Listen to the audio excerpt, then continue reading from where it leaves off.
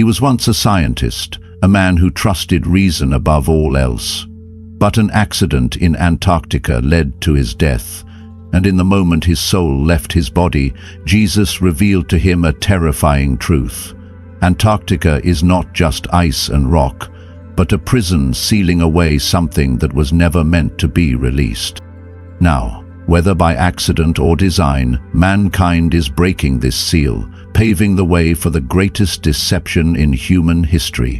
What is being hidden, and what will happen when things that should never emerge are unleashed? Listen to this story before it's too late. Hello, Eternal Bible Stories. My name is Martin Hayes, a geophysicist, a man who once placed absolute faith in science.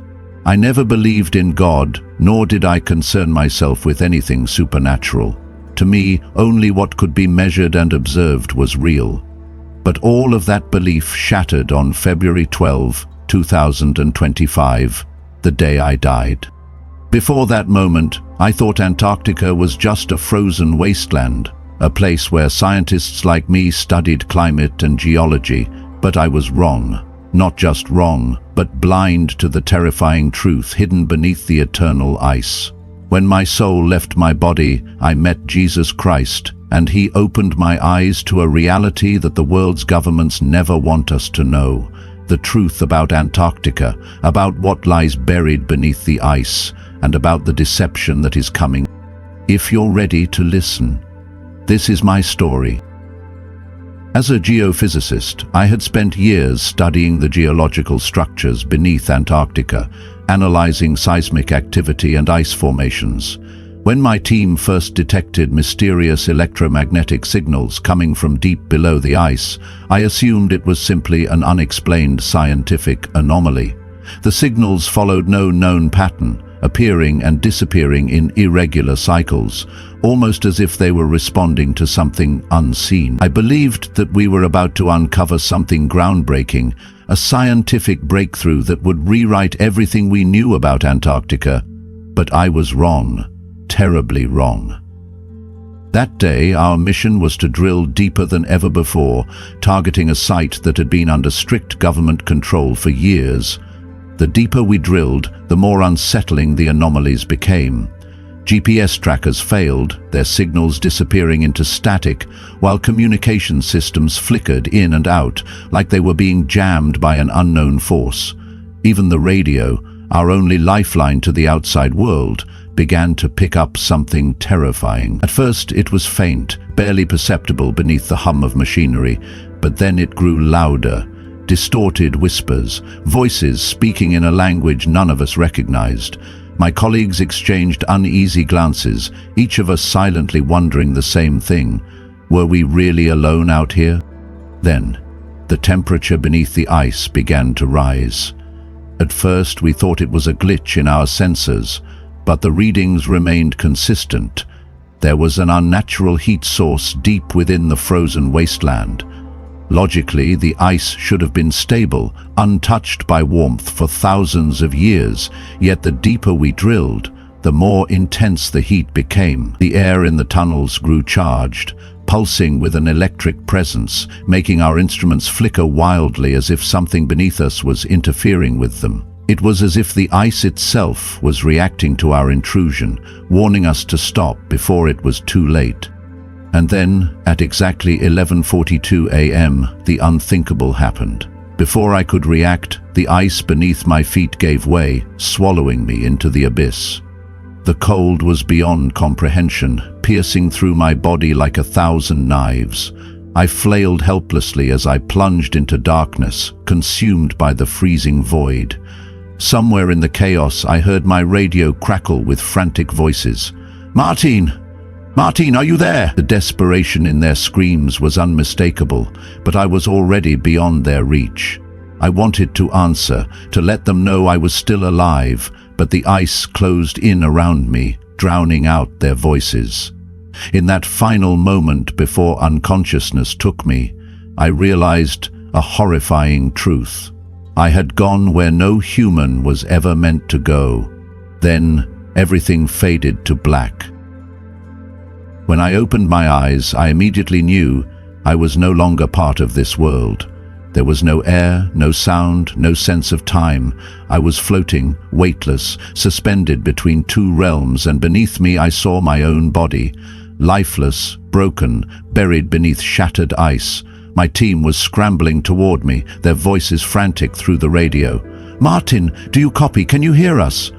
But I couldn't respond. I wasn't there anymore. And yet, despite the surreal horror of the moment, I wasn't afraid. There was no panic, no pain, no desperation to return. Instead, I felt an overwhelming lightness, a freedom unlike anything I had ever known. It was as if a great weight, the burdens of my mortal existence, the doubts, the anxieties, had suddenly lifted. I had spent my life pursuing knowledge, desperately trying to measure and define the mysteries of the universe. And yet, in this moment, I realized how little I had truly understood. Then I saw them. At the edge of the abyss stood figures of light, motionless and silent, watching me. They weren't human, nor did they resemble anything I had ever encountered. They did not move, did not speak, yet their presence was more powerful than anything I had ever experienced. A divine authority radiated from them, an energy so vast it made the laws of physics I once trusted seem insignificant. I knew instinctively they were not of this world. They were something far beyond human comprehension. For the first time, I felt something other than peace, awe, reverence, the realization that I was standing at the threshold of something eternal. And then I sensed it, a force, unseen yet undeniable, pulling me forward. It was not forceful, yet I could not resist it. It was like a silent call, an invitation that transcended words, reaching into the core of my being. I knew I had to follow. Before me, a tunnel of radiant light opened up. But this was not merely a beam of illumination. It was alive. It pulsed, it breathed, as if it had a consciousness of its own. Colors beyond human perception danced within it, shifting and merging in ways that defied logic. It wasn't just light. It was a passage, a doorway leading somewhere far beyond anything I had ever imagined. I hesitated only for a moment, not out of fear but out of the sheer magnitude of what was unfolding before me, and then, without thinking, without questioning, I stepped forward. And that was when I met him. Martin. A voice echoed through the vastness around me, a voice unlike any I had ever heard. It was both thunder and whisper, power and gentleness, a force that shook my very essence while simultaneously wrapping me in an indescribable peace. The instant I heard it, I knew this was Jesus. I turned, and the moment my eyes met his, a love beyond comprehension engulfed me. It wasn't like the fleeting affections of the world, nor the conditional love I had known in life. This love was pure, unshakable, eternal. It rushed over me like a flood, burning through every doubt, every fear, every layer of skepticism that had once shielded my heart. It was the presence of the Holy One, the Son of God, and I trembled, not in fear, but in absolute reverence. He stood before me, radiant, his very being pulsing with an otherworldly light that was alive, holy, and infinite. His eyes, those eyes, held power beyond galaxies, yet they gazed at me with an intimate compassion that stripped me bare. In his gaze I saw everything I was, everything I had been, and yet I felt no condemnation, only mercy. You have been chosen to witness this. What you are about to see must be shared. The moment he spoke, the reality around me shifted in an instant. One moment, I was suspended in a realm beyond time. The next, I was soaring above the earth itself. Gone was the icy wasteland of Antarctica. Gone was the fissure, the ruins, the darkness. Instead, I was above it all, looking down upon the world from a perspective no satellite had ever captured. The earth stretched out beneath me, vast and breathtaking, Yet something was wrong. What I saw shattered me. From above, I saw the truth. Antarctica was not just an icy wasteland, but a fortress, a prison, a seal concealing something beyond human comprehension. Beneath the miles of frozen silence, ancient structures loomed. Colossal cities, towering fortresses, and entities that did not belong to this world. They had not crumbled with time. They were waiting. For years I had believed Antarctica was nothing more than an empty expanse of ice, but now, standing beside Jesus Christ, I knew the truth. Everything we had been taught about this place was a lie. Jesus turned to face the immense wall of ice stretching beyond sight. His voice carried both divine authority and deep sorrow. These walls were placed here for a reason. This is not just frozen land. It is a seal, a boundary set by divine decree to imprison something that should never be released. A chill ran down my spine. This ice was never meant to keep us out. It was meant to keep something else in. Below, I saw human research teams, scientists, engineers, government officials, all working tirelessly. Massive drills pierced the ice. Machines hummed as they carved deeper into the frozen abyss. I watched them, oblivious to the danger they were unleashing, or perhaps some of them knew and chose to continue anyway. Governments had hidden this truth for decades, not to protect the public, but to prepare for something much larger. Secret meetings, classified files, whispered conversations behind locked doors. I saw it all. This was never about exploration. It was about unlocking a door that was never meant to be opened. I watched as their plan unfolded step by step. First, they would slowly leak information, small reports of strange discoveries, ancient ruins, anomalies beneath the ice. The media would normalize the idea that Antarctica was hiding great mysteries. Then, at the right moment, they would announce a revelation that would shake humanity, that we were never alone, that the entities beneath the ice were not enemies, but our ancestors, our guides, our creators. And the world would believe them. I turned to Jesus, but before I could speak, he showed me the future, a chilling vision of what would happen once the seal was broken. I saw the entities rise from the depths, stepping into the light not as conquerors but as saviors. Cities erupted in celebration, crowds gathered, eyes lifted in awe.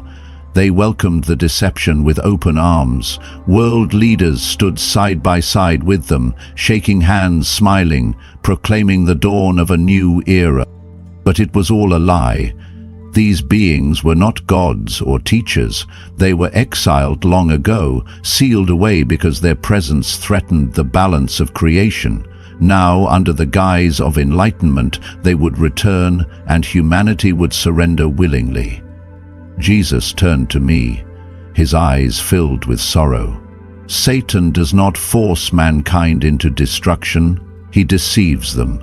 He makes evil look like good. I wanted to deny it, but I couldn't. I had seen it. The deception was already in motion. Then Jesus revealed the final horror. I saw what would come after the great unveiling. Nations collapsed. Governments were dismantled, replaced by a single centralized order, one authority ruling over all.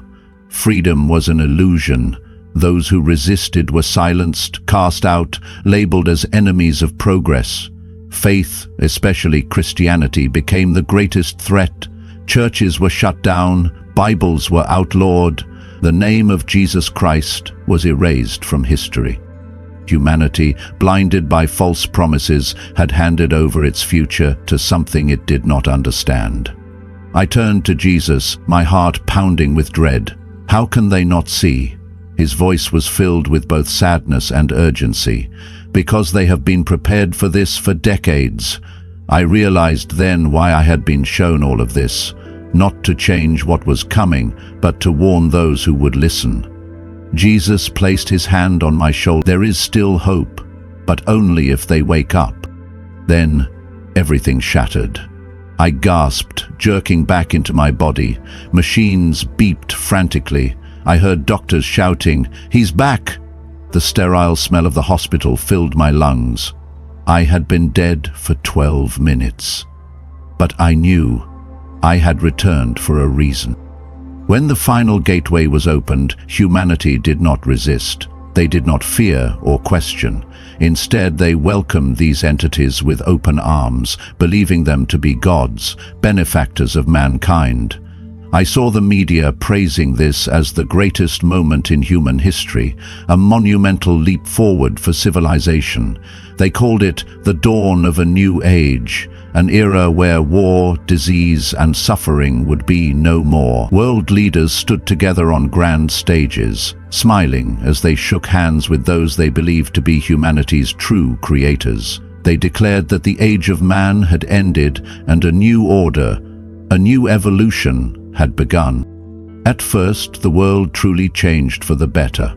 Diseases that had plagued humanity for centuries were eradicated in a matter of days. The paralyzed stood up and walked again, as if they had never lost their ability to move. Technology advanced at an unprecedented rate. Intelligent machines, biosynthetic enhancements, all serving one purpose: to elevate humans into a higher form of existence. Life became effortless. Pain and suffering seemed to disappear. Death itself appeared to be defeated. But I knew that all of this was merely an illusion, a carefully crafted deception concealing something far more terrifying than anything I could have imagined. I saw something introduced to society, a new technology, a mark hailed as a gift from the gods. Governments promoted it as humanity's greatest achievement.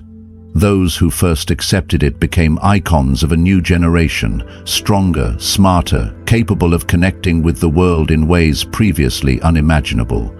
It was not just a microchip. It was not merely an implant. It was a transformation of human nature itself. It did not just alter the body, it altered the soul. And the most horrifying part was that no one was forced to take it. There was no coercion, no mandates, no government decree. Everyone accepted it willingly.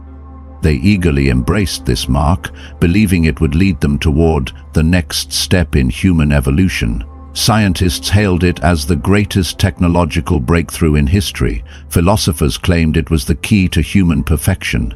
Even misguided religious leaders stood on stages, assuring their followers that it did not go against God, but rather aligned with His will. But I saw the truth. I saw the ones who had taken the mark. They were no longer themselves. They walked, they talked, they smiled, but something inside them had changed. Something vital had been stripped away. Jesus stood beside me, his eyes filled with sorrow. "They are not being forced," he said, "they are desiring it." I saw those who had accepted the mark try to pray, but there was nothing. No connection, no voice in their hearts. The door between them and God had been slammed shut forever. They could no longer hear Him, could no longer feel His presence. A cold silence enveloped them, yet they did not even realize what they had lost. They still believed they were the same, still thought they had their souls, but in truth they had surrendered them without even knowing. Horror consumed me as I turned to Jesus. How do they not see it? How could they willingly give themselves away like this? I cried out in despair. Jesus looked at me, his gaze heavy with grief. Because they have been prepared for this for decades. And in that instant I understood what he meant. I saw the enemy's plan unfold before my eyes. For years humanity had been conditioned to believe they did not need God. Education systems had removed him from textbooks. Media had turned faith into something outdated and obsolete. Society had been programmed to trust in science and technology as their saviors, rather than their creator. They had been led to believe that one day they could become gods themselves. And when that day arrived, they embraced it without hesitation, never realizing they had walked straight into a carefully laid trap, centuries in the making. I saw a global control system being put into place. Those who refused the mark were cast out, labeled as rebels, obstacles to progress. They could not buy, could not sell, could not participate in society. Many would give in, not because they wanted to, but because they could not bear the burden of isolation. But I also saw those who remained steadfast, those who refused to bow to this great deception. They were like small flickering lights in an ever-darkening world, yet their glow burned brighter than anything I had ever seen. Jesus turned to me. "You must go back and warn them," he said. "Let those with ears hear. Let those with eyes see. The door has not yet closed, but time is running out." A weight pressed upon my soul. I knew that when I returned, I would carry a burden that few would understand. But I also knew I could not remain silent. Jesus placed his hand on my shoulder, and immediately I felt a powerful force sweep through me. The vision blurred, the light dimmed, and I felt myself being pulled backward, falling, spiraling through the void. I opened my eyes, gasping for air as I felt my body once again, and the first thing I heard was the beeping of medical monitors around me. I had returned. I had survived. But the world had not, and now I had to warn them before it was too late. I didn't want to leave. In the presence of Jesus, I felt a peace that surpassed anything I had ever known, a love so pure and overwhelming that no words could fully describe it. Every fiber of my soul longed to stay, to remain in that eternal embrace where there was no pain, no fear, no sorrow, only perfect harmony with the one who created me. But then, Jesus placed his hand on my shoulder, and I saw something in his eyes that shook me to my core. There was love, boundless and eternal, but there was also sorrow, an urgency that told me my time here had ended. His voice was gentle yet filled with unwavering authority. "You must go back. You must warn them." A deep ache rose within me. How could I leave? How could I return to a world filled with deception and darkness after experiencing the absolute truth? I opened my mouth to plead, to beg for just a moment longer, but before I could utter a word, everything around me shattered like a fragile mirror. The radiant light disappeared in an instant, and an immense force pulled me downward, dragging me away from the heavenly realm. My soul screamed, not from physical pain, but from the devastating realization that I was leaving his presence. A deafening beeping sound filled the air, voices, urgent, panicked. I gasped, my chest convulsing as my body jerked violently back to life. The sterile scent of antiseptic filled my nostrils, burning with the reality that I had returned. My vision blurred as I blinked against the blinding white lights of the hospital room. The weight of my body, the heaviness of the world, crashed down upon me like an unbearable burden. The pain, the exhaustion, the limitations of flesh, I felt it all once more. Shouts erupted around me. Doctors and nurses froze, their faces a mixture of disbelief and fear. I could hear the muffled murmurs, the stammered whispers of confusion. A young nurse covered her mouth, eyes wide with shock. A doctor, his voice barely above a whisper, muttered under his breath, "This isn't possible. He was gone for 12 minutes." I struggled to sit up, my body weak but my mind racing. I had seen the truth, I had witnessed what was coming, and now I carried a burden far heavier than death itself. My voice cracked as I forced out the only words that mattered. Jesus is real. The deception is coming. Antarctica is not what we think it is. A suffocating silence filled the room. Some of the medical staff exchanged uneasy glances, their rational minds struggling to comprehend what I had just said. Others shook their heads, dismissing my words as the ramblings of a man who had been to the brink of death. But there was one, the young nurse, who stepped forward, her face pale but her expression resolute. "I've heard things about Antarctica, things we're not supposed to know," she whispered, as if afraid someone else might hear. The doctor beside her shot her a sharp glance, silently warning her to remain professional. But I had seen the look in her eyes. It was not skepticism, It was recognition. She knew something, and in that moment I realized that what I had been shown was not just a warning, it was happening. For the next few days, as I remained in the hospital recovering, I wrestled with what to do. Who would believe me? Scientists would dismiss me as delusional, skeptics would tear me apart, but the visions didn't stop. Every night, images flashed before my eyes, events unfolding like pieces of a puzzle forming before me. News headlines announcing groundbreaking discoveries in Antarctica. Scientists standing before cameras unveiling new evidence about human origins. Political leaders speaking of a new age of enlightenment. I saw the deception taking shape, piece by piece, exactly as Jesus had revealed. I couldn't stay silent, so I started small. I shared my testimony with a few close friends, those I knew had open hearts. Some believed me immediately, their spirits recognizing the truth. Others hesitated, too afraid of what it would mean if I was right. But then one thing happened that confirmed everything. A former government official, someone with deep ties to classified Antarctic research, reached out to me in secret. "You're not wrong, Martin," he said. "There's something under that ice, and they're getting ready to reveal it to the world, but not in the way you think." I pressed him for more details, but he refused to say much. Before ending the call, he left me with one final warning. "When they announce it, don't believe a word they say." That was the moment I knew. I had to warn as many people as possible. If you're hearing this, it means the deception has begun. Do not trust what they tell you. The ice walls were never meant to be broken.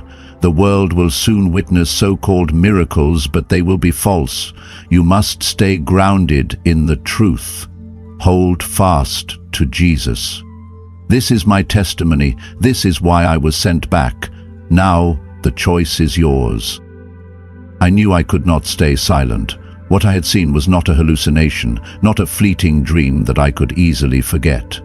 This was a warning, a terrifying truth that humanity was about to face. The government was preparing to announce a historic discovery about Antarctica. They would stand before the cameras with solemn voices and excited expressions, proclaiming that they had uncovered shocking evidence hidden beneath the ice. They would declare that this was a momentous event, a gateway to a new era for humanity. But I knew it was all a carefully orchestrated lie. They would not tell you the truth. They would not reveal that they had known about these entities for decades. They would not admit that they had been conditioning the public little by little, through articles, through science fiction films, through speeches, implanting the belief that we are not alone, that higher beings have been watching over and guiding us since the dawn of time. They would not say that the entities they were about to introduce were not friends of humanity, but ancient adversaries who had been sealed away since the beginning. They would not tell you that they, the ones manipulating this world, had deliberately broken that seal, not for the benefit of humankind, but for something far more sinister. I saw what would happen after this great discovery was revealed. At first there would be celebration. People would rejoice, believing this was the moment of humanity's awakening, the breakthrough that would change the course of history. The media would flood the airwaves with reports. Scientists would appear on television explaining the new truth that we must accept. Religious leaders would be divided, some warning against it, others embracing it, lost in the sweet deception. But soon, the initial excitement would give way to control. These beings would present a gift, a new technology, knowledge beyond human comprehension. They would claim that this was the path to perfection. And then I saw people willingly give themselves away. They would crave this new advancement, eagerly embracing the enhancements they believed would make them stronger, live longer, and even achieve immortality. But they did not realize the price they would pay was their soul. I saw those who had taken this mark of progress. They were still alive, still breathing, still speaking, but something within them was gone. Their eyes were empty, their voices hollow. They had lost the most precious thing a human being can have, their connection to God. Once they had accepted it, they no longer belonged to Him. They could no longer pray with sincerity, could no longer feel the presence of the Holy Spirit. A door had closed. Forever. I beg you, do not be deceived. I know what I'm saying sounds insane. I know there will be those who mock me, who call me delusional, but I don't care. I don't have time to fear ridicule. I have seen the truth. I have heard the warning from Jesus Christ Himself, and I would rather be called crazy than stay silent while the world walks into this trap. This is not a joke. This is not a conspiracy theory. This is war. Not a war between nations, not a battle between political ideologies, but a war between light and darkness, between truth and deception. Jesus warned us thousands of years ago, "Be watchful, lest you be deceived." And now, that moment has come. You can feel it, can't you? You can see how the world is changing in strange ways, how everything seems to be spiraling out of control. You can see the chaos growing, the divisions deepening. This is not random, this is part of the plan. Those who control this world are preparing for a great turning point, and it is coming sooner than you think. I beg you, pray, cling to Jesus Christ. Do not let promises of progress, knowledge, or enlightenment lead you astray. Do not let well-dressed individuals standing before cameras with charts and scientific evidence deceive you. Do not let them turn you into part of the greatest deception in human history. The time has come. Stay awake, do not be deceived.